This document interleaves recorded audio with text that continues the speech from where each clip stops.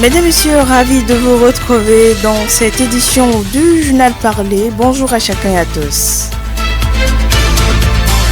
Pour commencer, première session ordinaire de l'Assemblée consulaire au titre de l'année 2026 à la Chambre de commerce et de l'industrie du Bénin. C'est Parakou qui a abrité cette première édition des comptes de la mandature 2025-2030 qui s'inscrit dans un contexte national marqué par de nouvelles ambitions.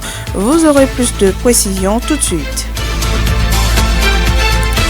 Et dans le département de l'Atakora, atelier d'échange sur la cohésion sociale et le développement communautaire à Kobli jeudi dernier. C'est une initiative du projet COSO avec la collaboration de l'ABGF. Le point de la séance est à suivre également dans quelques instants. Le Bénin écrit une nouvelle page de son histoire en qualifiant ses équipes nationales de tennis de table pour les championnats du monde à Londres.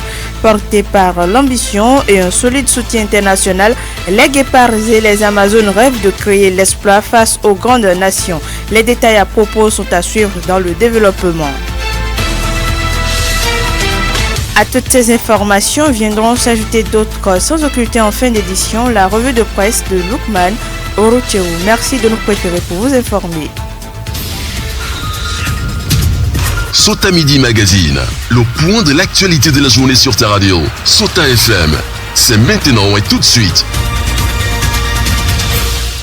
De nouveau, bienvenue à chacun et à tous. La deuxième session ordinaire du Conseil communal de Malanville a pris fin le vendredi dernier dans une ambiance en pointe de satisfaction. Après 2 jours d'échanges, de réflexion et de prise de décision, les participants n'ont pas caché leur fierté quant au bon déroulement des travaux. Plusieurs conseillers et acteurs présents saluent la qualité des débats ainsi que l'esprit de responsabilité qui a caractérisé les discussions. Ils estiment que les résolutions prises contribueront au développement de la commune de Malanville. Extrait de leurs propos. Nous avions tenu une séance de session pendant 2 jours, le jeudi et le vendredi à la fin. Donc vraiment nous avions quand même examiné 14 points qui ont été inscrits à l'ordre du jour.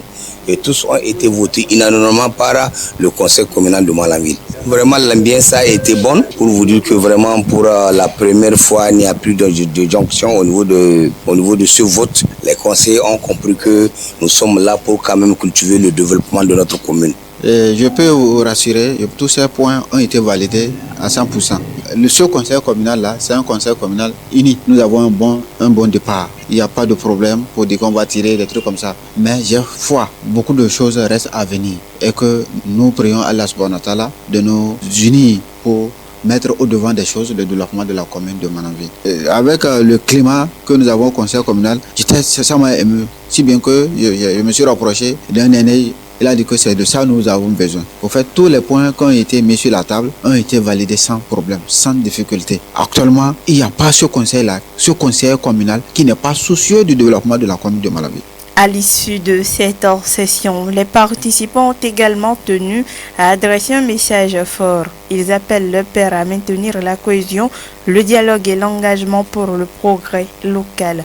À l'endroit de la population, ils lancent un appel à la paix et à l'unité puis à la collaboration, gage d'un développement harmonieux de Malanville. On les écoute.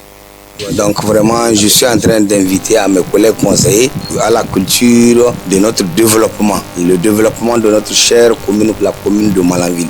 Et j'invite vraiment aussi à nos personnels de la mairie, nos techniciens, pour qu'ils aillent de l'avance, pour qu'ils nous envoient quand même des travaux qui vont essayer d'amener notre commune, principalement la commune de Malanville, en avance. Le message que je voudrais adressé au conseil communal de la commune de Malanville, c'est qu'on dit l'argent troué. C'est à l'unisson qu'on peut boucher l'argent troué. C'est dans ma langue on dit borfositondiza. C'est-à-dire qu'une personne ne peut pas soulever une pierre. Donc c'est à l'unisson qu'on peut soulever cette pierre-là. C'est que les conditions préalables de développement passent d'abord l'union des filles et fils, d'abord au niveau de la commune de Malanville et au niveau du conseil communal. Avec ce que nous avons déjà la paix au niveau du conseil communal. À la grâce de Dieu, nous souhaitons gagner des projets d'envergure pour la commune de Malanville pour que les populations puissent bénéficier du développement que tant souhaité par les populations de la commune de Malanville. Je voudrais aussi demander à la population d'être patient. Le développement, ce n'est pas dans la vitesse, un peu,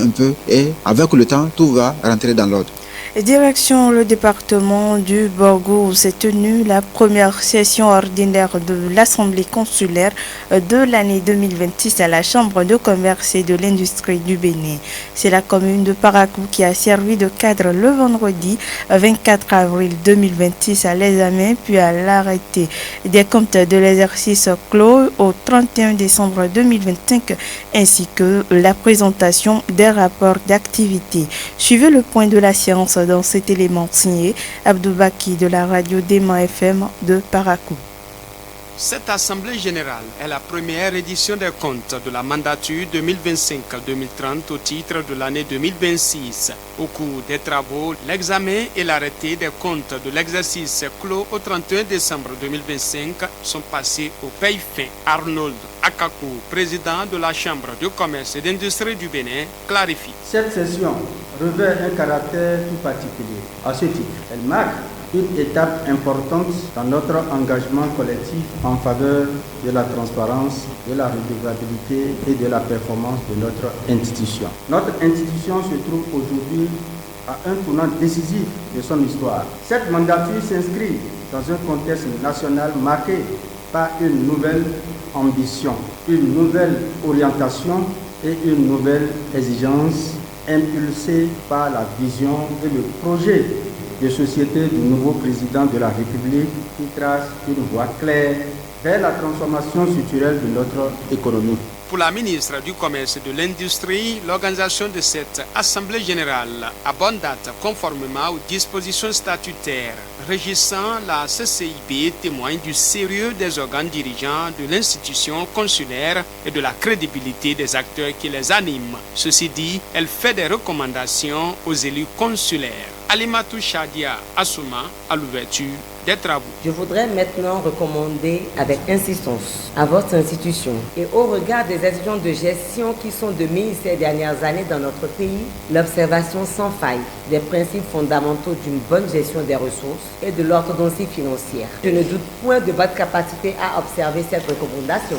Au-delà de cette session de réédition de comptes, je vous invite à vous projeter dans la nouvelle dynamique d'intervention de l'État dans notre écosystème entrepreneurial. Porté par tout un peuple en quête d'un avenir toujours plus juste, plus inclusif et plus résilient, la vision Bénin 2060 à la FIA, un monde de splendeur, est désormais la boussole de décision et d'orientation pour un développement harmonieux et structuré de notre nation. Une mobilisation de l'ensemble des forces vives de la nation et particulièrement celle du secteur privé s'impose avec plus d'engagement pour une participation cohérente et soutenue à la mise en œuvre des stratégies de la vision pour l'atteinte des résultats.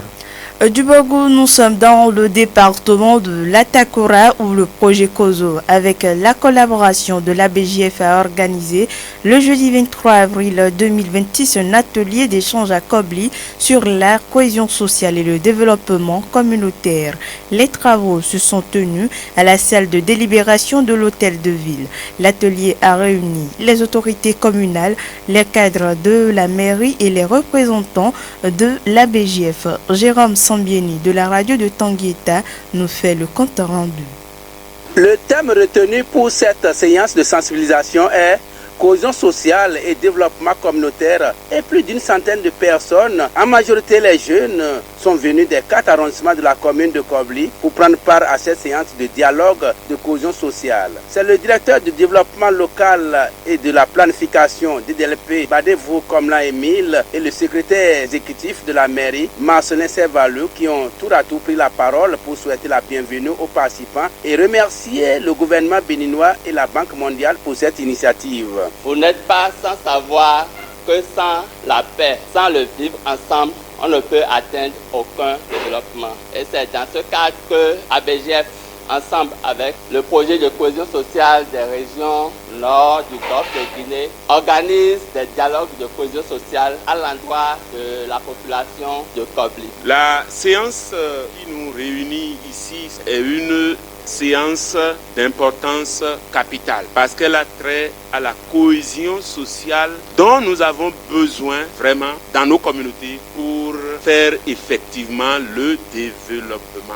Après eux, sont intervenus Mireille Yo Idrissou, responsable de l'unité Kozo, Atakura Donga et Tebe Francisca, représentante du directeur général de l'ABGF, pour préciser à leur tour l'importance de cette séance et inviter par la même occasion les participants à une écoute attentive pour le module à développer. L'atelier qui nous réunit aujourd'hui se veut un cadre d'écoute, de partage et de co-construction. Il ne s'agit pas seulement d'échanger des points de vue, mais surtout de bâtir ensemble des solutions concrètes adaptées aux réalités locales. Chaque voix compte, chaque expérience est précieuse. C'est ensemble que nous pourrons relever les défis et consolider la paix, le développement dans nos zones frontalières. En ouvrant officiellement l'atelier, le deuxième adjoint au maire de la commune de Koblé, Comberto Ncha Martin, a salué cette initiative qui vient, selon lui, combler les attentes du conseil communal, car la paix n'est pas un vain mot. Vous n'êtes pas sans savoir que depuis un certain nombre d'années, notre zone est confrontée à des violences terroristes comme d'autres zones du Bénin. Je crois que ce dialogue communautaire que ces projets ont initié a pour objectif de nous amener à vivre ensemble, à nous entendre, à nous parler, à nous écouter et à régler nos différends dans le dialogue et non par des armes. Et vous, en tant que jeunes, vous devrez être les porte-parole de ces projets. Vous devez être les porte-parole de cette initiative au niveau de vos villages respectifs. La parole fut ensuite donnée aux spécialistes de gestion des connaissances COSO de présenter à l'assistance le contexte et objectifs de développement du projet COSO, les 5 composantes du projet, les différentes réalisations du sous-projet dans les communes bénéficiaires, les implications de la cohésion sociale, la nécessité de la cohésion sociale, plus d'explications sur le contenu de ce module. Kratos Sodegla. La question de la cohésion sociale est une préoccupation majeure de nos jours. On a constaté que ça n'a pas encore pris le pas. Le projet COSO a compris que au détour de ces investissements qu'il est en train de payer déjà sur les communes, sur le terrain, il faudra maintenant que le volet social, le volet sensibilisation puisse accompagner. C'est pour cela que nous avons engagé ce programme qui consiste à aller vers les communautés, à discuter avec eux de ce que consiste ou en quoi consiste la cohésion sociale. Il n'est pas question de défier la cohésion sociale, non. Il est question de voir avec eux ce ou à quoi implique la cohésion sociale dans nos communautés. À la suite de la présentation, les participants ont posé assez de questions d'éclaircissement et de compréhension où l'équipe dirigeante a donné satisfaction, suivant les impressions de certains à la fin de la séance. Je suis vraiment très heureux. Premièrement, à cause de la mobilisation sociale, à cause de la qualité des échanges. Si nous avons reçu des bonnes choses, c'est d'aller partager. Et une chose est d'entendre et l'autre est de pratiquer. On nous a parlé du pardon qui favorise les liens sociaux, la cohésion sociale. Nous devons nous pardonner. Moi, personnellement, je dirais que j'ai pu retenir de grandes choses. Dans nos entourages, nous devrons vraiment faire régner la paix. La prise d'une photo de famille a mis un terme à la rencontre et la délégation a ensuite mis le cap sur la commune de Boukoumé pour le même exercice. Mesdames et messieurs, à présent, nous prenons une courte pause. Sota Info Midi, le point de l'actualité sur ta radio. Malanville est désormais informé sur la réglementation dans le secteur de l'industrie et du commerce au Bénin. Dans l'émission Bonjour Malanville de ce lundi 27 avril 2026, Lukman Routéou a reçu le directeur départemental de l'industrie et du commerce Bogou Alibouri. Les échanges ont porté sur le secteur de l'industrie et du commerce et selon le directeur, le secteur se porte bien. À Malanville, suivez pour plus de précisions, Rufus Saré. À Malanville ici, le problème n'est pas aussi développé. Lors des contrôles, on ne rencontre pas trop de produits périmés, avariés, bref, impropres à la consommation.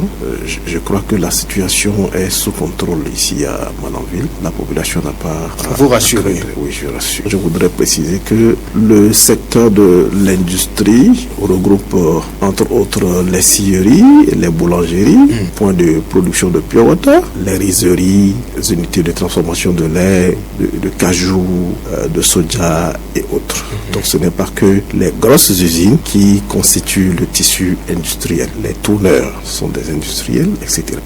Globalement, le secteur se porte bien. pour ce qui concerne les acteurs qui opèrent dans ce secteur-là, il n'y a pas de problème majeur. Globalement, retenez que au cours de cette période de sécheresse, la demande de ciment est très forte. Nous arrivons au pic de la demande en matière de ciment de l'année. Et cela s'explique par le fait que c'est au cours de cette période que les gens s'empressent à exécuter les chantiers privés. Et vous savez aussi avec moi que le pays tout entier est sous chantier avec l'exécution des grands travaux publics, et cela demande la consommation, cela induit la consommation d'une forte quantité en ciment. L'on note l'augmentation anarchique de certains produits sur le marché. Le directeur départemental de l'industrie et du commerce veille au grain pour mettre fin à cet acte d'incivisme. On écoute Rufus Sarré. Les commerçants véreux profitent de cette situation pour faire de la surenchère, pour augmenter exagérément le prix du ciment dans le contexte où le prix à l'usine n'a pas du tout changé. À la station n'a pas changé de prix non plus, donc il n'y a pas de raison valable pour justifier cette augmentation vertigineuse. Je pense que c'est de l'incivisme contre lequel nous sommes en train de lutter. Au niveau du secteur du ciment, les choses ne se passent pas comme au niveau du pain. Au niveau du pain, par exemple, le prix est fixé selon le grammage. Mais au niveau du ciment, le prix n'est pas fixé. Et bon, la parenthèse, directeur, peut-être qu'on pourra revenir, mais le pain dont vous parlez, il a combien? 125 francs. 125 francs, mais nous ne sommes pas dans le secteur de, de la boulangerie là. Oui. Je peux le dire, je peux confirmer, parce que c'est un secteur très délicat et nous assurons la veille quotidienne pour que la population ne soit pas lésée, parce que c'est un bien de consommation courante. Nous veillons cela.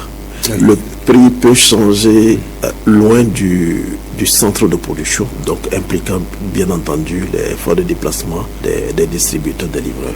Mais dans les chefs-lieux de communes, dans les localités où les boulangeries sont installées, le prix reste inchangé. La baguette de pain salé coûte rigoureusement 125 francs. Au Bénin, sur le marché de vente, des injustices sont constatées. C'est pourquoi le directeur départemental de l'industrie et du commerce a procédé récemment à la fermeture de plusieurs points de vente à Parakou. On écoute Rufus Sarré pour plus de détails. À Parakou, par exemple, la tonne ne devait pas être vendue au-delà de 100 000. Et malheureusement, il y a des commerçants qui vendent la tonne à 105, 110 et jusqu'à 120 000. Vous voyez ? Ils se font une marge excessive, ce qui n'est pas normal, au détriment donc, de la population. Donc c'est cette injustice qui a motivé notre opération musclée, qui a conduit à, comme vous le dites, à la fermeture des points de vente et à l'astreinte paiement des amendes pour les contribuables. Vous retenez que pour le secteur du ciment, permettez, il y a deux périodes. La période de forte demande et la période de faible demande. La période de forte demande court de décembre à mai. À partir du mois de juin, lorsque les pluies s'installent, alors la demande chute. Donc le prix se stabilise. Déjà jusqu'en novembre. À partir du mois de décembre, les chantiers reprennent d'activité. La demande devient encore plus forte. Et elle s'accroît progressivement jusqu'au mois d'avril et mai. Donc, au cours du mois, d'ici juin, vous allez voir que les prix vont baisser d'eux-mêmes. C'est la règle du marché. C'est comme ça que ça se passe. Profitant de l'occasion, le directeur appelle les consommateurs à la dénonciation pour l'efficacité de la direction départementale de l'industrie et du commerce et l'éradication de cette pratique au Bénin. Rufus Sarré pour plus de précision. S'il trouve que le prix qu'on lui propose pour le ciment est trop élevé, il n'a qu'à appeler la radio et la radio va nous appeler. Si les personnes connaissent nos numéros, ils peuvent nous appeler directement. Voilà. Et cela aussi valable pour les produits de poissonnerie. Si on leur vend du poisson ou bien du poulet pourri, donc ils n'ont qu'à aller à la radio pour montrer l'échantillon ou alors nous appeler directement pour qu'on puisse faire le nécessaire. Tant qu'on n'a pas l'information, on ne peut pas Nous ne sommes pas dans toutes les boutiques à la fois, dans toutes les communes à la fois. Ce n'est pas possible. C'est alors les dénonciations qui nous permettront d'être encore plus efficaces. Si à chaque fois la population devait comprendre que sa responsabilité est engagée pour assurer la sécurité sanitaire des aliments de la population et qu'elle a l'obligation morale de dénoncer les cas d'irrégularité pour que nos services de l'État, nous puissions faire le nécessaire pour protéger la population. Si tout le monde était conscient de ce rôle, je crois que nous aurions pu être plus efficaces. Et ceux qui s'adonnent à cette mauvaise pratique-là seront découragés et ne tenteront jamais de vendre des choses qui sont... Je voudrais demander la collaboration sincère de la population pour nous aider à être efficaces. Enfin, je prends l'engagement de médiatiser nos opérations de contrôle désormais pour que la population sache que nous sommes à ses côtés et sente une certaine proximité entre la DEDIC et les populations dans les différentes localités. Dernier volet de l'information, le tennis de table béninois s'apprête à vivre un moment historique. Pour la première fois, ce n'est pas à titre individuel, mais en tant qu'équipe nationale que les Guépards et Amazones s'envolent pour les championnats du monde à Londres. Une qualification obtenue de haute lutte sur le continent. Pour le président de la fédération, l'objectif du départ était simple, mais ces joueurs voient déjà beaucoup plus loin. Professeur Francis Moïse Dosso. Très franchement, je les ai plutôt mis au défi. Je leur ai dit, bon, nous prenons les 4 premiers jours, vous jouez chacun vos 3 matchs de poule, et puis nous rentrons à la maison. La réaction a été immédiate et très chaude. Comment? Président, nous allons passer le premier tour. Donc, ce n'est pas moi qui ai fixé l'objectif. Ce sont les joueurs eux-mêmes qui ont fixé l'objectif de passer le premier tour.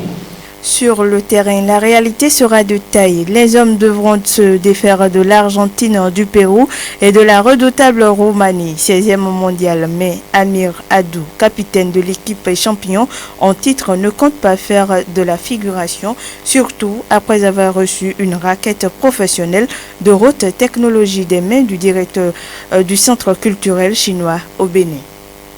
C'est un plaisir pour moi d'être devant vous aujourd'hui. Nous sommes conscients du challenge qui nous attend. Ce sont les championnats du monde et nous y allons avec la ferme conviction de titiller les grandes stars de la planète tennistique. Ce ne sera pas facile, mais nous serions l'image du Bénin avec une belle performance et une belle participation. Au nom de mes coéquipiers, je tiens à remercier la Fédération et son président pour tous ses efforts à notre endroit. Nous remercions également sincèrement l'ambassade de Chine au Bénin à travers le centre culturel chinois pour son soutien et son accompagnement. Notre plus grande gratitude va à l'endroit du gouvernement qui, par le ministère des Sports, a sorti les moyens pour nous permettre d'aller nous fronter au haut niveau. Cette aventure londonienne est rendue possible grâce à un partenariat avec le Centre culturel chinois. Plus qu'un simple logo sur un maillot, c'est un soutien technique et logistique essentiel. Pour le directeur Kwang Lin, accompagner le Bénin est une évidence diplomatique et amicale. En fait, malgré nos budgets limités, mais nous voulons quand même faire dans notre mesure, mais à tout faire pour accompagner l'équipe nationale du Bénin. C'est par progression et c'est par amitié. 然后，因为我们中心在推进中贝乒乓球交流，在推进贝林乒乓球事业发展方面，也做出了一些的发挥了一些作用吧。En fait, le Centre culturel chinois a contribué beaucoup dans la progression, dans le développement de l'entreprise du sport de tennis de table du Bénin et aussi dans le développement de l'équipe nationale du Bénin. C'est ce qu'on se réjouit de voir. À présent, mesdames et messieurs, suivons la revue de presse de Loukman Ouroutéou. Suivez la revue de presse sur Souta FM. Amis de la plume du papier, mesdames, messieurs, bonjour. Au lendemain de la proclamation définitive des résultats de l'élection présidentielle, des journaux s'intéressent ce lundi au paysage politique béninois. Ce paysage introduit la Nouvelle Tribune bascule dans une phase inédite de son histoire démocratique. En vertu des nouvelles dispositions constitutionnelles, le journal explique qu'une trêve politique entre officiellement en vigueur et définit les règles du jeu pour les acteurs publics, les institutions et les citoyens. L'article 5.1 de la Constitution, tel que modifié par la loi numéro 2025-20 du 17 décembre 2025, est formel. Une trêve politique est instaurée à compter de la date de proclamation définitive de l'élection du président de la République. Cette période calme imposée s'étend jusqu'à 12 mois avant l'année électorale suivante. Cite le journal qui retient que durant cet intervalle, l'animation politique à finalité compétitive et électorale est prohibée. Mais au-delà du texte, cette mesure soulève des enjeux majeurs et place le pays face à plusieurs défis, relève Matin Libre pour lequel le premier objectif est clair, celui de mettre fin aux campagnes électorales permanentes. Mon confrère analyse qu'en instaurant une trêve politique dès la proclamation définitive du président élu, la réforme veut imposer un temps de respiration. Mais le défi de taille, c'est que la stabilité ne se décrète pas. Elle dépendra de l'adhésion réelle des acteurs politiques et de la capacité de l'exécutif à produire des résultats concrets pendant la période, écrit le journal pour lequel, sans progrès visible sur l'emploi, le pouvoir d'achat ou les infrastructures, la trêve risque d'être perçue comme une parenthèse vide. Par ailleurs, note la publication, les élus devront montrer qu'ils restent à l'écoute de leur base sans faire campagne. A l'inverse, si le fossé se creuse entre gouvernants et population pendant la trêve, le retour du débat politique risque d'être brutal à 12 mois de la prochaine présidentielle, observe le quotidien qui note qu'en tout cas à partir de ce 24 avril 2026, les états-majors politiques béninois devront réapprendre à faire la politique sans faire campagne. Pour ça, Dynamisme Info présente les médias comme l'un des secteurs les plus touchés avec l'entrée en vigueur de la trêve politique au Bénin. En effet, s'explique mon confrère, la presse dans sa mission d'informer, d'analyser et de questionner l'action publique s'est historiquement nourrie des débats politiques, des contradictions et des confrontations d'idées. La trêve, en atténuant les oppositions visibles et en réduisant l'intensité des prises de position divergentes, risque de priver les médias d'une matière essentielle à leur vitalité éditoriale. Une tendance qui, aux yeux de mon confrère, pourrait affaiblir le rôle de contre-pouvoir des médias et limiter l'expression des sensibilités alternatives. Pendant ce temps, dans la suite, certains journaux continuent de célébrer la victoire du duo Wadayi Talata. Par exemple, rapporte en manchette Diakwata, le béninois sud-africain François Fada Degweko félicite Romia Wadayi pour sa brillante victoire. Occasion pour Quotidien L'Observateur de faire focus sur les architectes silencieux du département de l'Atlantique qui ont porté la dynamique Wadayi Talata.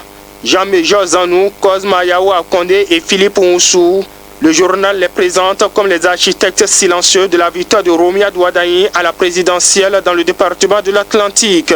Mais à la veille de l'investiture, Soleil Levant constate une ruée discrète vers les marabouts. Cette ruée secoue les coulisses du pouvoir, expose le canard. Sans commenter en page interne, la Nouvelle Tribune et le potentiel, sans oublier Fraternité, nous conduisent au Mali. Là-bas, renseigne la Nouvelle Tribune, les attaques terroristes ont simultanément frappé Bamako, Kati, Gao, Kidal, Sévaré et Mopti, menées par le JNIM et le Front de libération de l'Azawad. Le gouvernement a dénombré 16 blessés parmi les civils et militaires. Le ministre de la Défense malien Sadio Camara a été tué lors de ces attaques. Sa triste quotidien L'Observateur qui indique que 2 jours de deuil national sont décrétés. Et l'AES évoque des attaques planifiées de longue date, rapporte la Nouvelle Tribune renchérie par le potentiel qui écrit que l'AES dénonce une offensive coordonnée et réaffirme la résilience du Sahel. Suite à ces attaques, renseigne le Télégramme, le gouvernement du Bénin exprime sa solidarité au peuple malien. Fraternité l'indique également et rapporte en manchette la ferme condamnation du Bénin. Les détails à lire dans les colonnes de publication. Quant à nous, mesdames et messieurs, on s'arrête ici dans l'espoir de nous retrouver demain pour un autre rendez-vous. Fin de cette revue. Merci de m'avoir suivi. À demain. C'était la revue de presse sur Souta FM.